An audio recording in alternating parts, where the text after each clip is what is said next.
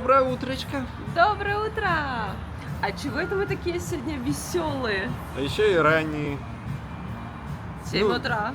Ну да, проснулись вообще в 6:30. Вообще делать нечего. Взяли, собрались опять куда-то ехать. Куда мы собрались ехать? А мы едем в Майами. Вы представляете, мы все-таки решились и поедем в Майами. Хоть мы живем в Орландо, даже чуть рядышком, в районе Киссими, мы решили на машине поехать в Майами. Нам ехать 3,5 часа. Мы взяли кофеек сейчас вот в Старбаксе и отправляемся в путь. Even when you feel low, you can still go. Even when you feel slow, you can still go. Even when there's no hope, you can still go. I never answer to no, man, I still go. Go, go, go, go, go, go, go, go, go, go, go, go, yeah, go, go, go. Hustle hard, hustle every single day. I'll be making moves till I'm buried in my grave. To the system, I don't wanna be a slave. I've been doing shit my way, or the highway. And in the driveway is a nice range. Cause I grind through the climb, I invite pain. You'll never hear me, bitch, nah, I don't complain. Just Добро пожаловать в Майами! Welcome to Miami. Мы еще заехали в Санни-Айленд. Ну как вам, как домишки? Хотели бы тут жить с таким вот видом, атмосферой? Так это, ладно, это сюда на дорогу, но прям сразу же за этими домами находится пляж. И у них вид на Атлантический океан. Вот это вот красота неимоверная. Здесь до океана рукой подать, остановиться, припарковать машину, 2 минуты и мы на океане. Вау. gotta flip the switch and you can go and obtain anything you want, anything you need. Your mind's got the key ingredient, it's belief. На самом деле цены в Майами очень сильно выросли. Я вам могу точно сказать, когда в конце 2019 года я смотрел квартиры, допустим, на аренду здесь, они стоили вот в новом доме, только построившемся, классная one bedroom apartment, по-нашему двухкомнатная квартира, примерно 70, 80, 90 квадратных метров, то она стоила примерно от 1300 до 1700 долларов в месяц. Но это прям супер классное место, супер классный район и прочее. А сейчас, давайте посмотрим, сколько они стоят сейчас. А сейчас они стоят, как видите, от 2,5 до 3,5 тысяч долларов. Если мы говорим про one bedroom, среднестатистическая квартира будет стоить 2,5 тысячи долларов. Two bedroom начинается от 2 800 и выше. They'll see with the negativity, but I just slide right by that energy. Even when you feel low, you can still go. Even when you feel slow, you can still go. Even when there's no hope, you can still go. I never answer to no, man, I still go. Go, go, go, go, go, go, go, go, go, go, go, go. Мы вышли из машины и наконец припарковались. Но самое интересное, как оплачивать за парковку. Для нас, людей, приехавших с Германии, с Таиланда, где вообще бесплатная парковка, это просто что-то интересное. Расскажи, пожалуйста, Эдвард. Ты в Таиланде не платишь за парковку от слова совсем. В Германии ты платишь абсолютно везде за каждые 5 или 10 минут простаивания, где либо получаешь штраф. И ты там постоянно берешь такой тикет, да, и идешь потом на кассу и оплачиваешь. Здесь абсолютно такого нет. Ты просто заезжаешь, все такое, ты становишься, да, вот на место мы встали. И что вы думаете? Типа, как, плати? Мы такие, может все-таки бесплатно? А нет, здесь все намного проще и прозаичнее. Здесь есть QR-коды, к которым ты подходишь, отсканируешь и вводишь номер машины и говоришь, сколько ты хочешь стоять, и платишь за эту парковку.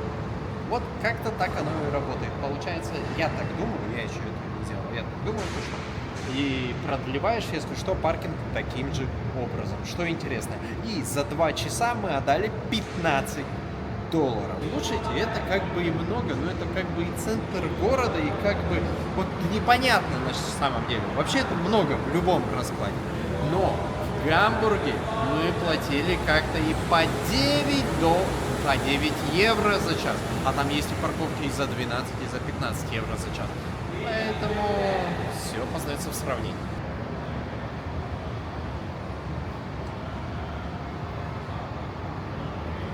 Сейчас я вам покажу, как выходят нормальные люди из парковки, как выходим мы. Вот, смотрите, видите, нормально проход, идут люди, все такое.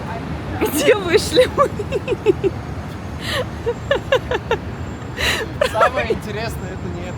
Мы еще перебирались на самом деле через такую ленточку желтую, потому что туда нельзя было выходить.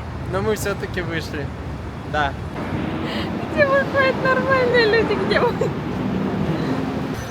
После дороги, конечно, надо покушать.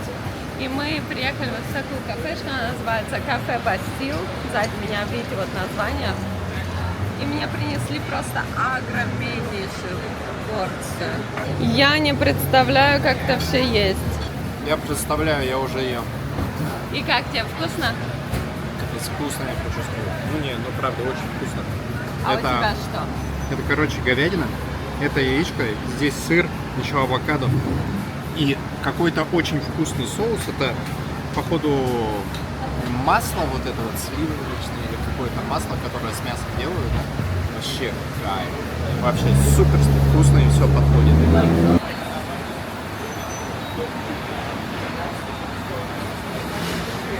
Что я могу сказать? Это было очень вкусно. Это было питательно. Это было полезно. Это было вкусно. Вау. Это точно одно из лучших блюд, которые мы попробовали в Соединенных Штатах. Вот все это время, которое находимся в Австралии. Это просто было вау. Ну и цена была вау. Мы отдали на двоих $99.97. В Америке, на самом деле, если вы хотите что-то более-менее полезное покушать, приходится платить в 2 раза или даже в 3 раза больше. То есть какая-нибудь там свежая курочка или вот какое Эдварда вкуснейшее мясо такое, да? У Эдварда блюдо стоило $30, получается, у меня 24. Какой милый робот-доставщик, даже с сердечком. Посмотрите на него.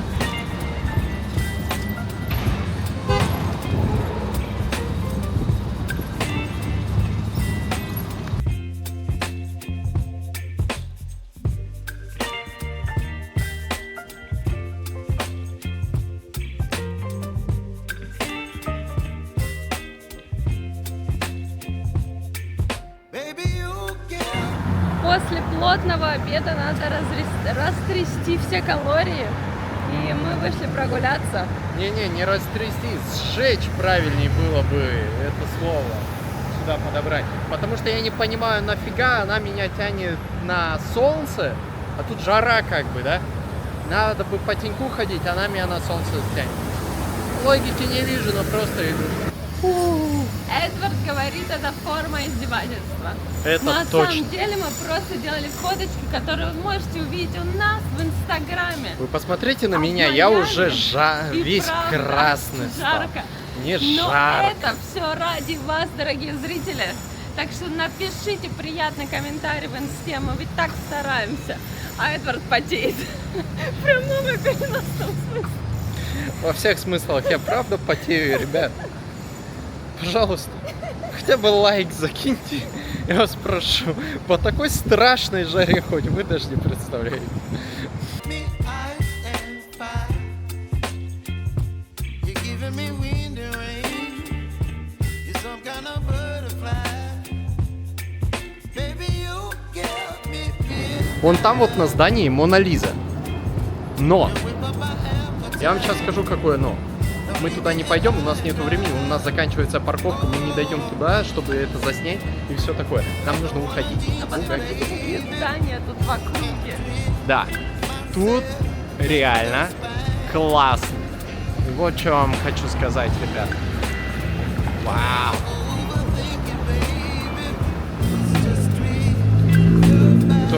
Тут. И, конечно, катаются всякие разные классные спорткары. You're giving me wind and rain. You're some kind of butterfly. Baby, you give me midnight. You whip up my appetite. Don't leave me here high and dry. Oh, but I don't wanna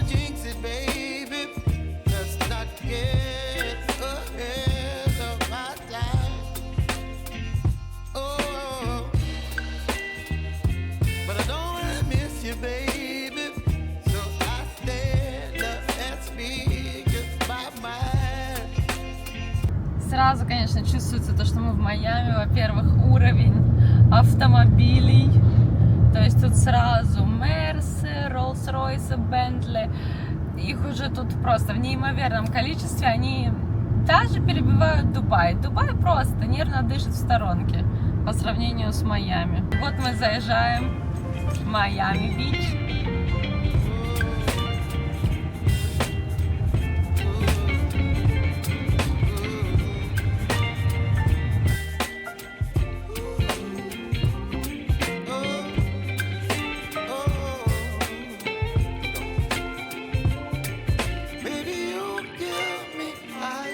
И в Майами, между прочим, очень удобно передвигаться на электросамокате. Здесь все так обустроено, есть велосипедные дорожки, беговые дорожки. И на электросамокате на самом деле очень классно. То есть едешь такой с ветерком, классно, супер. Если бы я тут жила, я бы тоже передвигалась на электросамокате. Эдвард едет и любуется домишками. Визуализирует свой будущий дом. Да, именно так. И машину, видимо. Да. Вообще, в принципе, все визуализируем. Я люблю визуализировать. Этим и занимаюсь. You're chilling in the rain. You're some kind of butterfly. Baby, you give me midnight. You whip up my appetite. Don't leave me high and dry. Baby, you give me ice and fire. You're channeling wind and rain. You're some kind of butterfly. Baby, you give me midnight. You whip up my appetite. Don't leave me here high and dry. Oh, oh. Итак, мы вышли из машины и припарковались на Майами-Бич. Будьте аккуратны с парковками, потому что парковка в паркхаусе, так называемом, стоит $40 в час. Мы припарковались на общественной парковке, public parking, оплатили через приложение $2 в час. Довольно приятно, как я считаю. Ничего, такая разница, да? Частники как разводят тут всех туристов и прочее на баб. Вообще страшно, причем разводят. Скорее всего, если бы мы приехали на выходных, этот паблик паркинг, там всего мест 10, был бы забит. Но мы приехали в пятницу, и сейчас, видимо, такое время, то, что были свободные места. Мы заплатили через приложение, я оставлю ссылочку на него, чтобы вы, если будете здесь, сразу скачивали. Называется Park with Mobile. Вот так вот. Хорошо, что я его скачала заранее. Мы на Майами-Биче, тут сразу можно взять байк, покататься. Через приложение также арендуете, вот сразу слева от меня. Сразу можно взять также электросамокаты. Тут играют в волейбол, слушают музыку. Конечно, пахнет кое-чем, не буду говорить чем. В общем, да, чувствуется вот этот вот вайб совсем другой. Это ни с чем не сравнится, но очень прикольно. Люди спортивные, тут многие бегают, занимаются спортом, то есть реально занимаются активностью.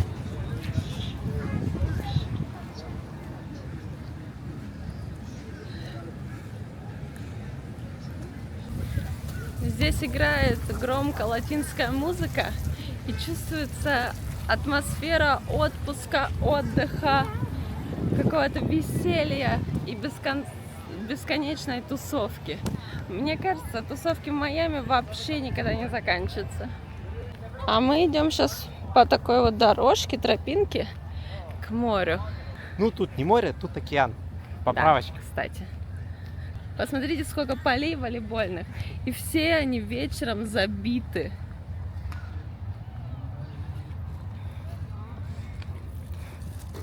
Все же Майами — это город для активных людей. Те, которые любят спорт, тусовочки и просто активный образ жизни ведут. Какой бриз чувствуется, а? Вау! Классно такая. Какой пляж белоснежный, вау. Вот это Майами-Бич.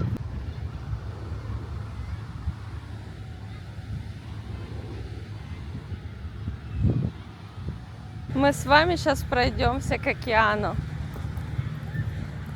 Но запах тут вот этого вот морского бриза, правда, непередаваемый. И лежачки, зонтики. Красота. Одно удовольствие здесь гулять. Ого, сколько водорослей. Вот это да.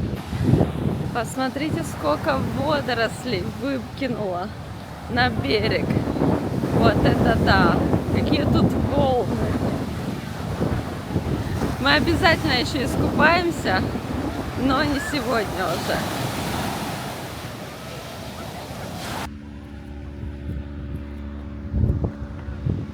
А Эдвард в своих белых новеньких кроссовках никуда не пошел. И стоит тут бедный и ждет меня в теньке. Да, потому что жарко. И белые кроссовочки. Да. Идем на самом деле по Культовой улице. Я думаю, эту улицу вы хотя бы раз видели в кино. Это точно. А кто играл в GTA, то обязательно узнает все улочки Майами по GTA. Эдвард узнает даже здание. Ну, давайте будем честны, кто играл в GTA Vice City. В нынешнее время мало кто играл в GTA Vice City. Но так как я играл, могу вам точно сказать, это копия 1 в 1.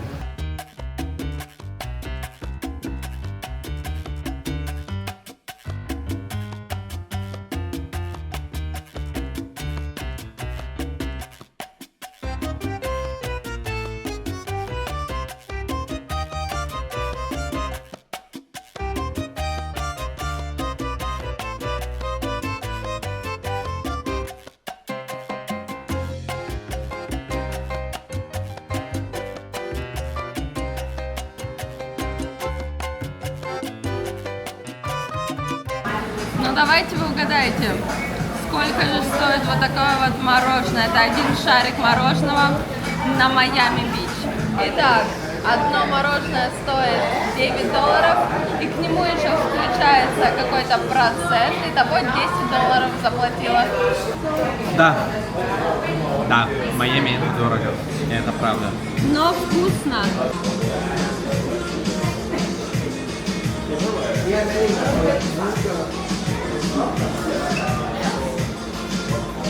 Настоящее итальянское мороженое в Майами. Настоящая жара в Майами. Давайте коротко изучим цены в Майами все же. Сколько стоит покушать на Майами-Бич? Вот так вот называется заведение. Смотрите, начинаем. Стартеры. Стартер $13, там Брускетта. по 13, 16, 18, $20. Дальше Салат. есть два вида супа по $15-17, салаты 16, 14, 16, $16. Главное меню. Самая дешевая курочка, грудка $25. Еще другая курочка 29. Потом блюда идут по 55, по $36. Средняя $36. Далее. Спагетти карбонара, моя Паста. любимая. 20. Альфредо 19, карбонара, Элена любимая 21, болонезе, фетучини 25, сэндвичи по $18. Итого, ну, короче, на двоих-троих у вас выйдет 100 плюс.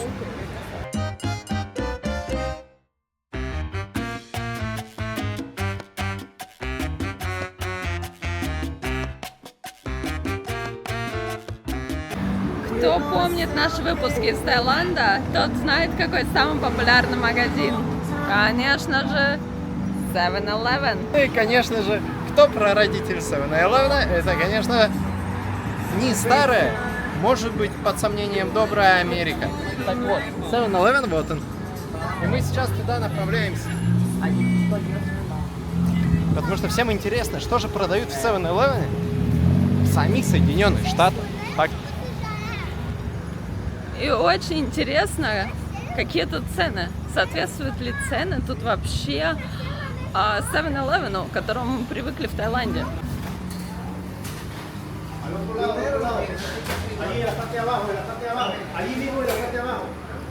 Печеньки. $3. Нормальная цена, $2.29 даже. Вода $1, что уже радует. Собственно, ее холодненькую мы возьмем.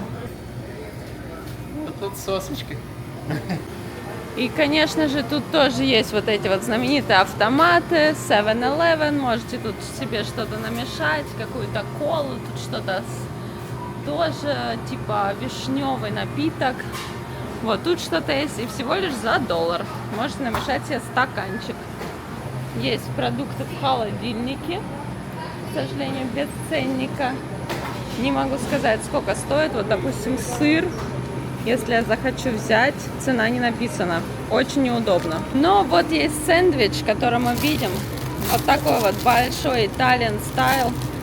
Стоит $7.49. Неплохо. Поменьше сэндвич уже $6.39. Конфеты резиновые со вкусом арбуза $2.79. Круассан знаменитый 7 Days $2.59 за штуку. И тут есть мой любимый вкус. Это абрикосик. 100 лет не ела такой. Вот такой вот освежающий напиток еще взяли.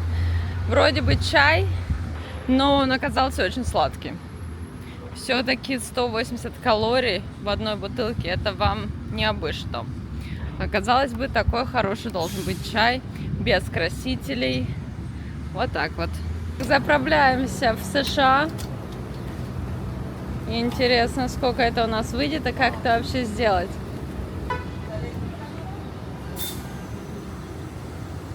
Сначала вы должны вставить карту, и только потом вы можете заправиться.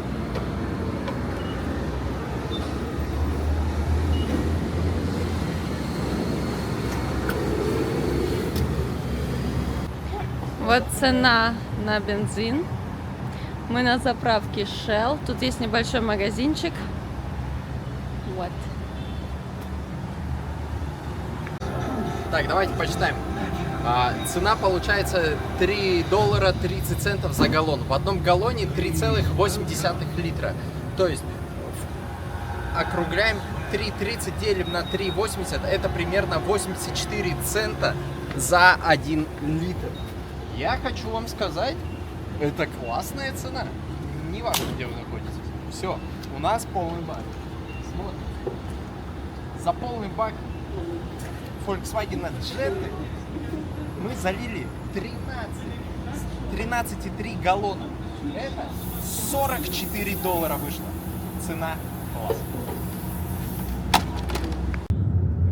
Капец, да. Смотри, там люди все наверху стоят.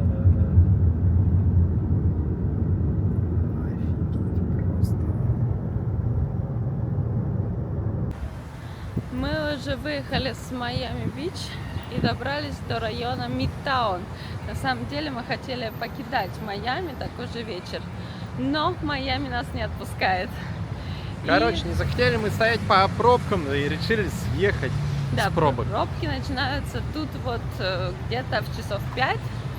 И мы решили это время погулять еще немножко, насладиться этим бризом, так сказать, ветерком приятным и пройтись по городу. Вот такой вот район Мидтаун, в общем.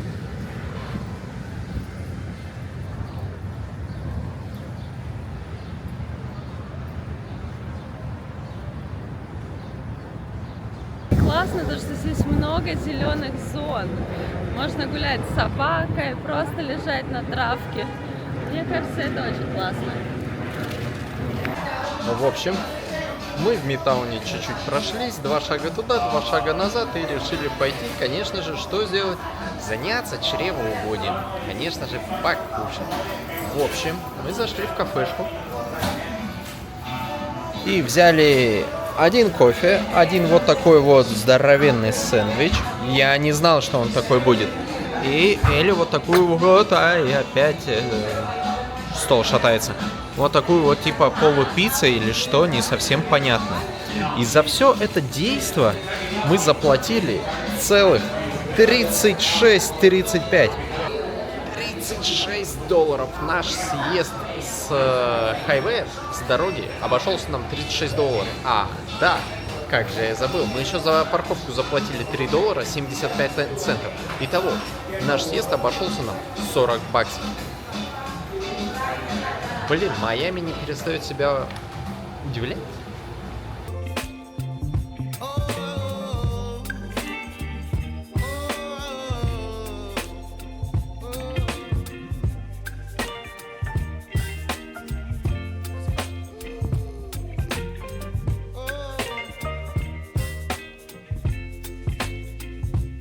Мы уже отдохнувшие, и вот решили вам посчитать, сколько же вышла наша поездка один день в Майами. Отдохнувший слишком громко сказано.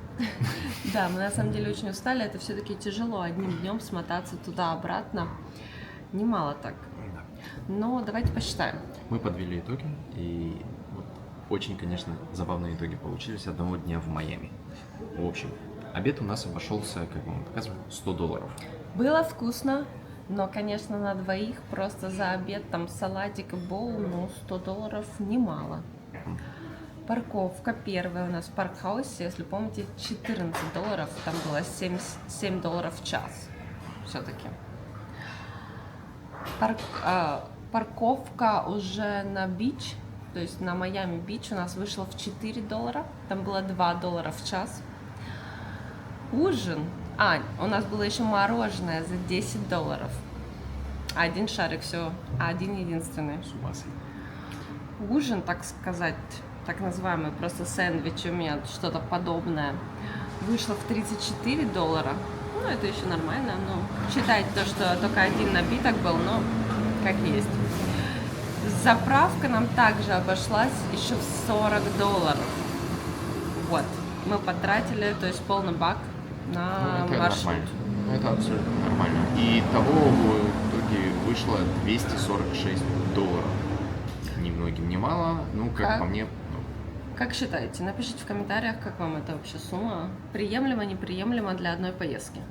ну, если говорить, если вот сравнивать с чем-то, вот какие наши поездки условно обходились, как нам в Германии, когда мы катались, таких сумм у нас не обходилось. И это если с отелем мы брали, то да, такая сумма выходила. А без отеля это ровно можно делить спокойно на 2, и будет вот хорошо. Если в Орландо еще можно найти приемлемые места и покушать на двоих, как мы вот сейчас взяли завтрак, это уже у нас вышло в $40 с 2 напитками, то в Майами это тяжелее. Все-таки особенно, если вы ходите по туристическим местам. Ну, не то чтобы даже туристическим, просто по их более-менее хорошим местам, заведениям, это сразу цены, конечно, в космос улетают, и прям... И в этот момент Дубай уже кажется очень дешевым. Между прочим, да, Дубай намного дешевле. То есть Соединенные Штаты — это, наверное, самое дорогое место, где мы бывали. Сравнивая отели, цену на еду и вообще все-все-все, пока что топ-1 это США. Пишите в комментариях, как вам наша поездка в Майами, хотели бы вы увидеть еще больше наших путешествий по Соединенным Штатам. И, конечно же, мы будем рады, если вы поставите лайк на видео, это очень важно для нас. И всем спасибо, и всем пока.